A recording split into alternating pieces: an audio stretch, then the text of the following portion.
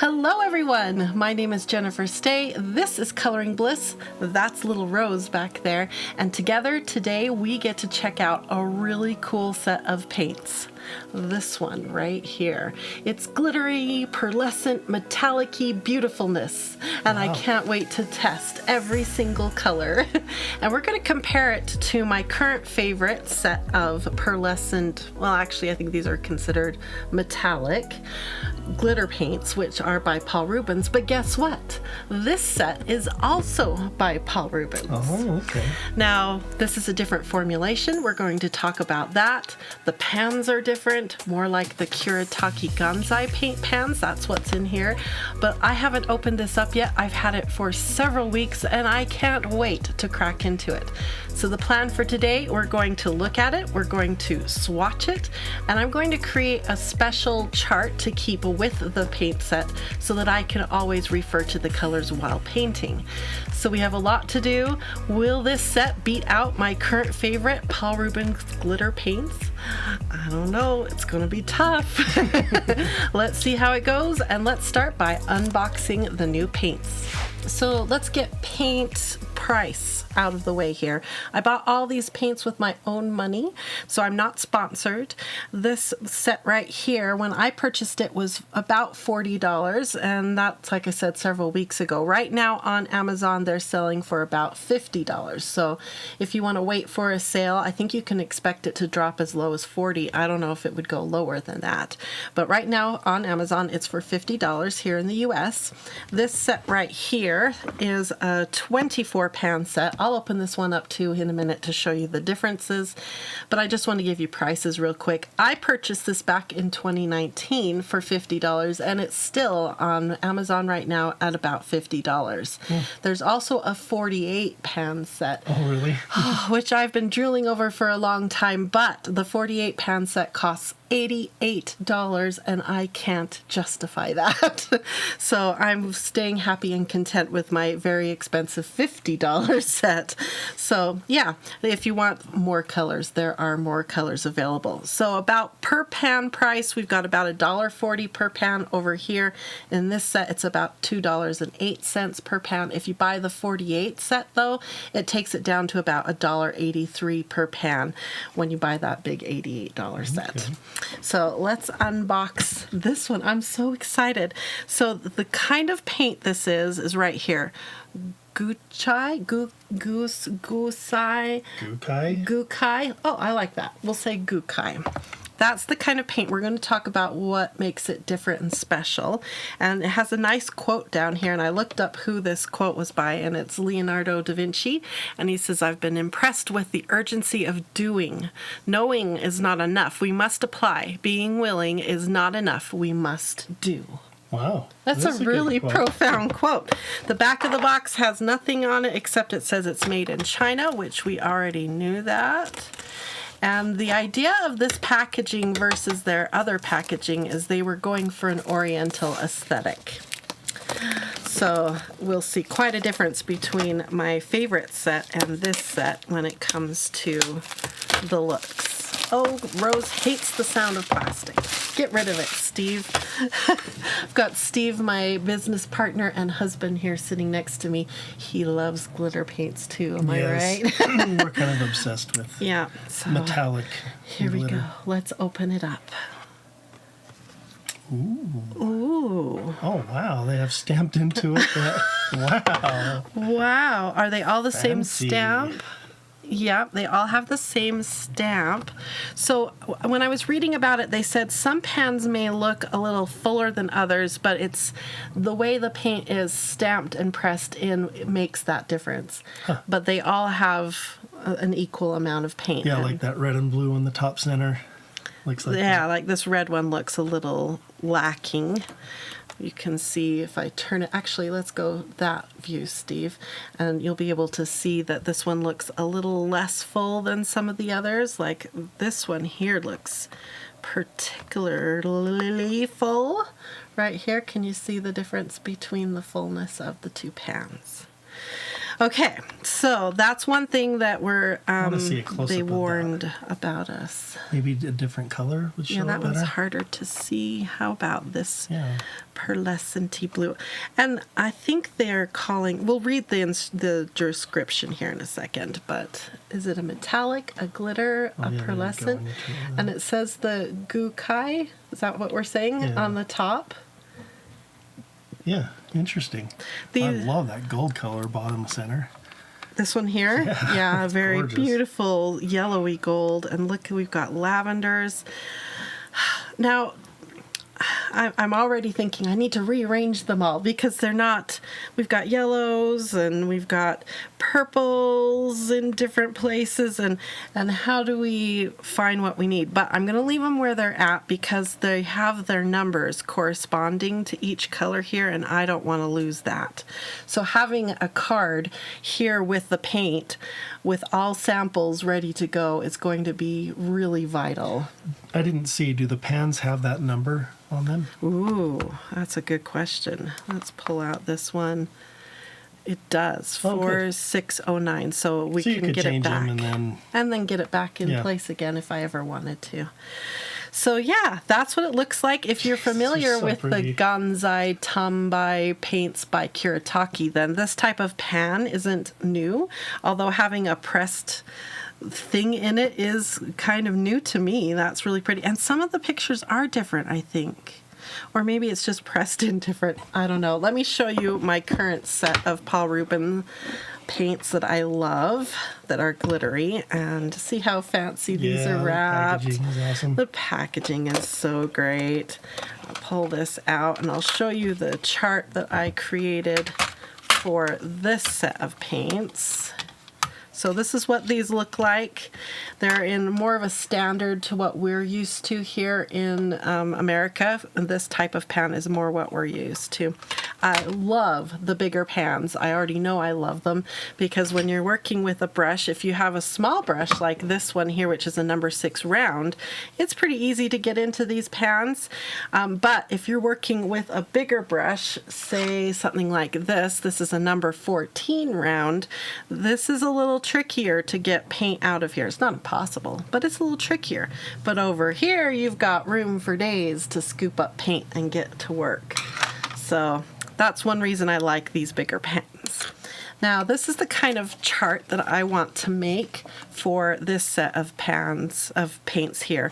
What I like about it is it's it is exactly set up the way the paints are, so I can see the difference between those two colors and decide if I want to use that one or that one. And I have it on black as well because I do a lot of art on black paper, so I want to see it on both. So I think the first thing I want to do is swatch all of these into an actual swatch book, and we'll do that kind of quick just to see what they look like, and that will allow us to compare it to the Paul Rubens, which I've already swatched into these books. I have 2 books I want to swatch into. Let me show you. This is the 2 books. So they're both considered volume 1 Swatch Bliss, and that has to do with how it has 60 swatches per page. That's a volume 1.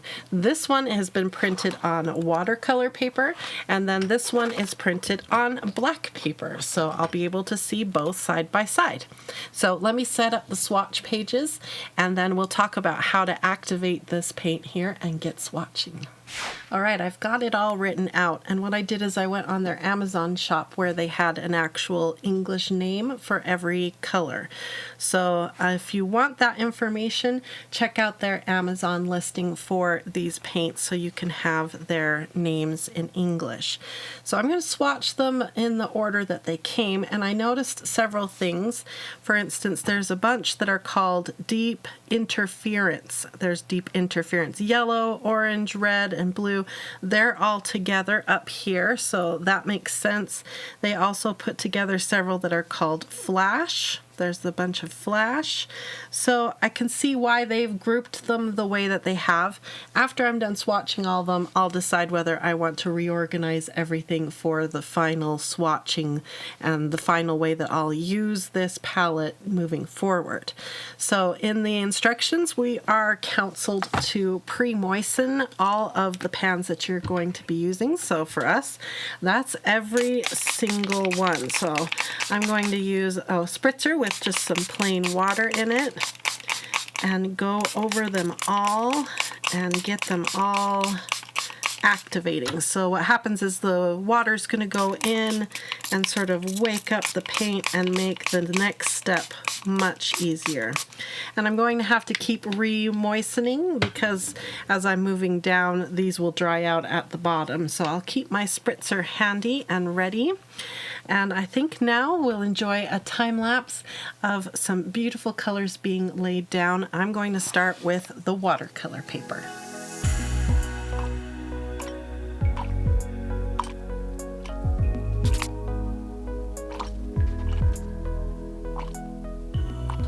So I'm finding myself needing to spray these a lot.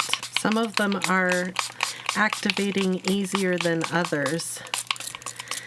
And I know I've read before that with the Gucai Tombai paints by Kuretake, if you spray them, 5 minutes before you start working, it will be even more juicy, the paints. So I don't know if that's part of the problem. Like these interference colors were really difficult to get any color payoff. So I'm wondering if they need a longer amount of time in the sprayed water to get their colors to pay off the best. I don't know. Let's keep going and find out. Next up is 4602 Flash Yellow. As you're watching these beautiful colors come onto the paper, let me tell you a little bit about this Gucai watercolor paint by Paul Rubens.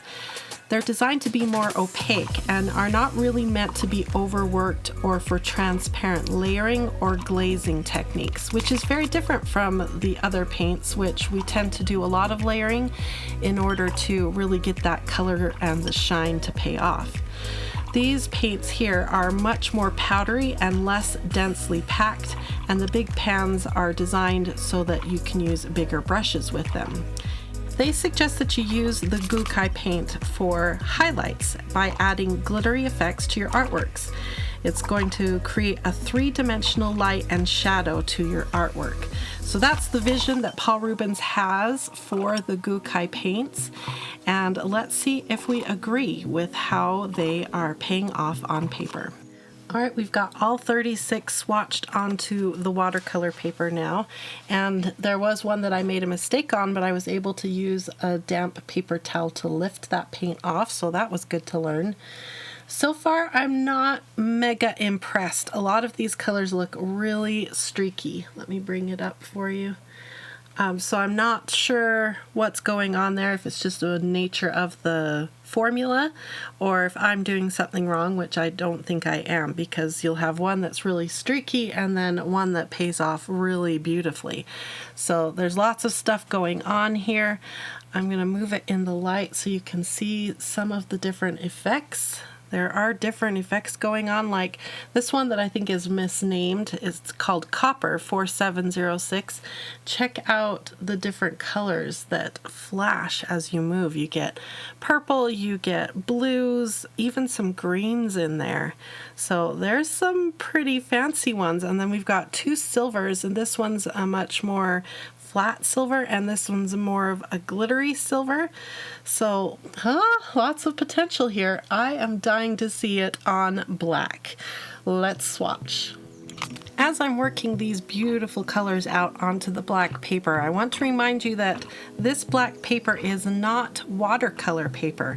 It's just a high quality, really amazing cardstock that we offer here at Coloring Bliss. When you come on over to our print shop on our website, you'll find that we have all different kinds of paper: marker paper, watercolor paper, black, tan, color pencil paper, and a good mixed media paper. So come check out our print shop and get some beautiful art printed on some very amazing paper.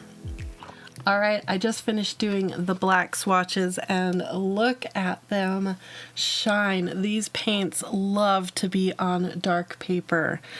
A dark background would work too. So if you're coloring or doing a piece of art on white paper or a light colored paper, you could lay down a dark base layer with either paint or say markers, and then come on top with these beautiful shiny paints.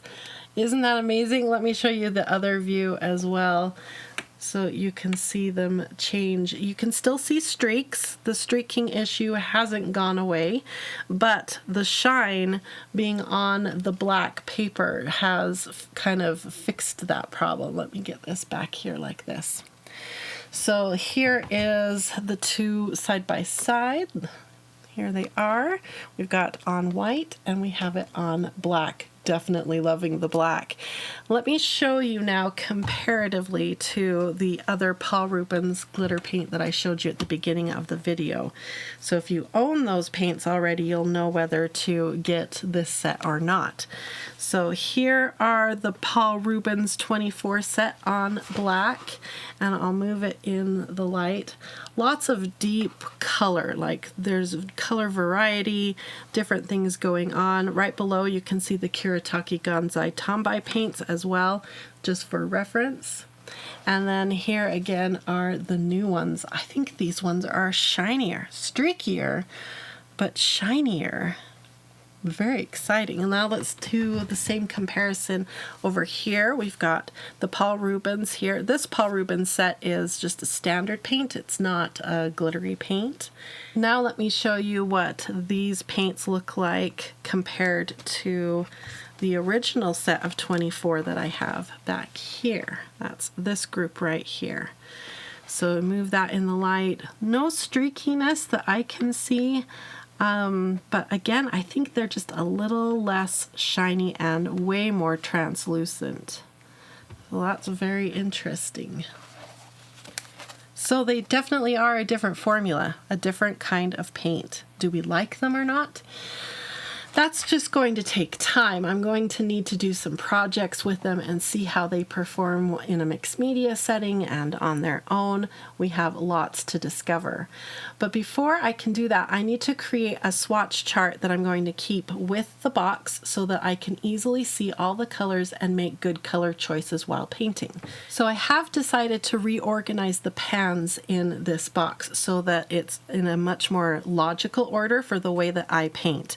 So I'm going to ignore the names and numbers that are up here, and we're going to get them into the order that I want based on the swatches we just made, and then we can create a swatch chart that will be kept in here. I'm going to laminate it, make it really nice so that it's a quick reference, always there, swatch chart.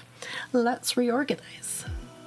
Typically when I organize my art supplies by color, I follow the color wheel and I start with yellow and I move into the warm colors first.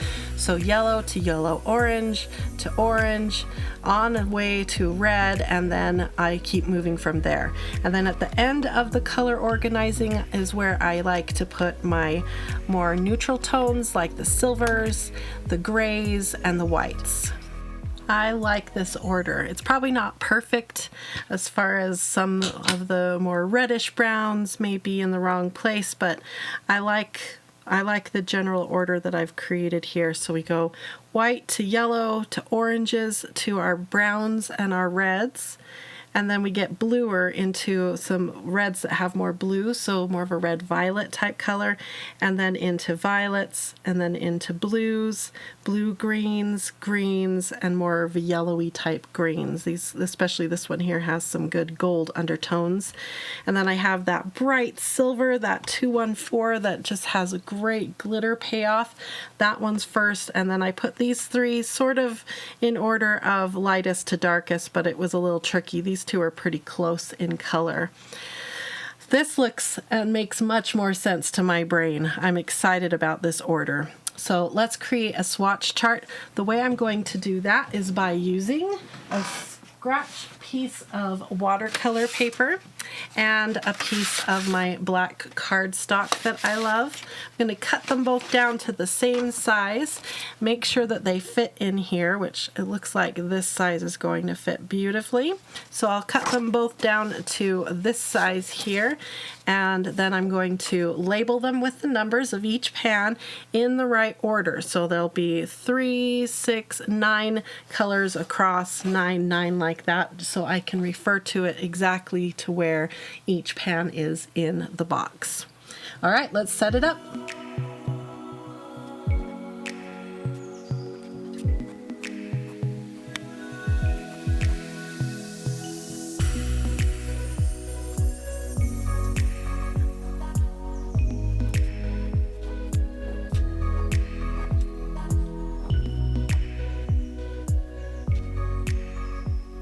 All right, I've got my 2 charts now ready to swatch the paints in the new order. I'm going to move my hands out of the way, and if you want to purchase these paints and try my order, then you can pause right here and write the numbers down.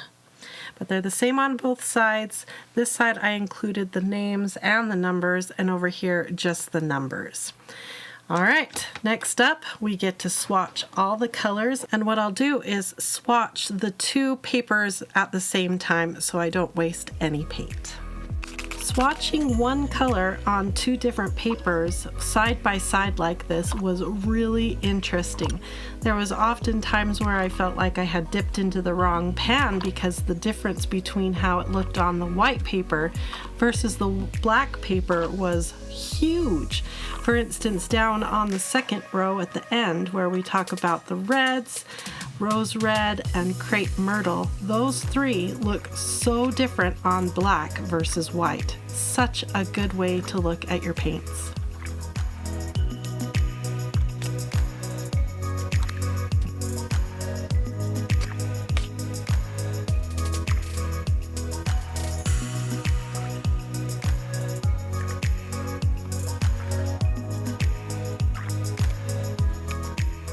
One thing I wanted to remind all of you is that if you work with paints like this that you have pre-moistened with spray water, make sure they are 100% dry before you box it up and put it away. You don't want any kind of mold growing on your beautiful paints. Now, before I take it over to the laminator to put these together so that they become a permanent fixture in this box with the colors just right, I wanted to show you side by side what it looks like on black versus white. Now, doing all of this swatching, to some people it sounds like a lot of work and not much fun. But when it's a brand new paint like this to me, that's not necessarily a traditional watercolor, colors that I'm not used to, I don't know how they're going to react on different papers, time spent doing this is well spent time. What I've learned is that some of them are streaky when they are put into large areas, but they look less streaky on a dark background. I've also learned that some of these colors, for instance this 4605 Flash Red, really needs a lot of time in the pan mixing to get the colors all mixed together. Otherwise it comes out sort of chunky, as you can see here on 4605. So these paints are going to take patience and working with them, practicing with them to see when is the best time to use them and when would it be better to use a different kind. Do I like them more than the Paul Rubens? We'll talk about that after I have laminated these 2 swatch charts. Now, I didn't want to waste the extra plastic for this laminating pouch, so I went and grabbed my Derwent paint pan sets that I have that are printed on a strange paper that keeps curling on me. Hopefully by laminating them, they'll work better for me. I love laminating. It's one of my favorite things, so this was a lot of fun. This is what the Derwent paint samples look like now that they're laminated. Before they were on this, I think it's glycine paper or whatever this paper is. It does not like water. So next time I have a little extra room on a laminating sheet, I'll laminate this one too, and then they'll be both nice like this one here. But this is why we're here, is for this swatch chart.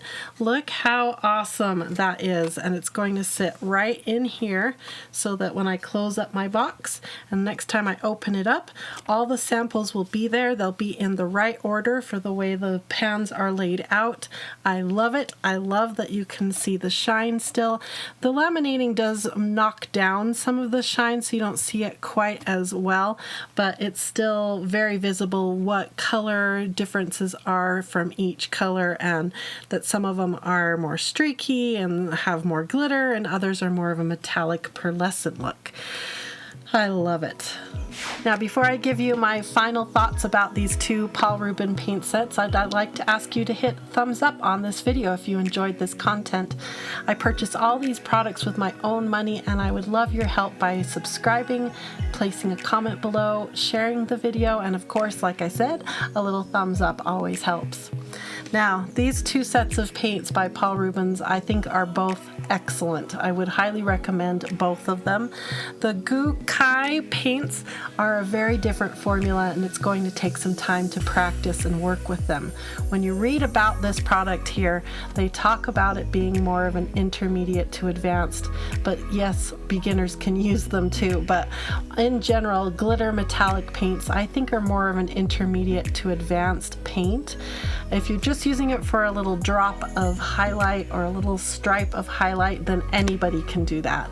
But if you actually want to paint something out with these paints, you need some skills for that. So I think these are still my favorite. They paint out really beautifully without any hard work, no streaking for both on white and on black. So I still think these are my favorite, and I still kind of want that bigger set, but I'm not going to get it. I can wait. This set though, if you are collecting glittery, shiny art products and you want to try something different, a different formula, then I would recommend this one as well, because these looked gorgeous on both the white and the black. They're just going to need a little more love and attention so that you avoid the streaking and the clumping that we saw during swatching.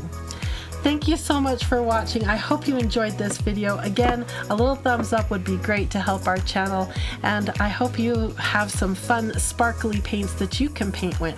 If not, there's another video I'm going to link right now that will take you to another time when I was trying out different glittery metallic paints to see which one I thought was best. So check that out. Thanks for watching, everyone, and I hope you have a wonderful, colorful, glittery, blissful day. Bye-bye, everyone.